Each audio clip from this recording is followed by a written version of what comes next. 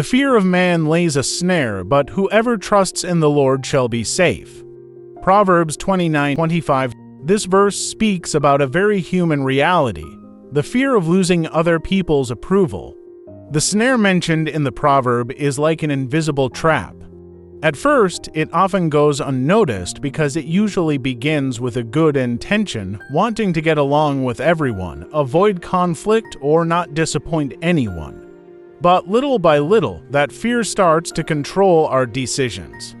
As a result, a person stops acting out of conviction and begins acting out of pressure. They say yes when they really want to say no. They stay silent when they should speak up.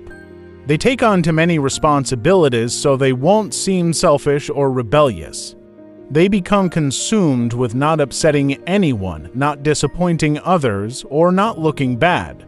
And even though they may appear kind and available on the outside, inwardly they can feel exhausted, frustrated, or even resentful. Many times, this fear comes from deep experiences, rejection, constant criticism, the need to feel accepted, or the fear of losing affection. It can also develop in environments where making mistakes was punished. Trusting in God, as the verse says, means resting in the truth that your worth no longer depends on pleasing everyone. It means understanding that obeying God will sometimes involve disappointing human expectations and learning to prioritize your responsibilities and healthy boundaries. Saying no with love can also be a sign of honesty and spiritual maturity.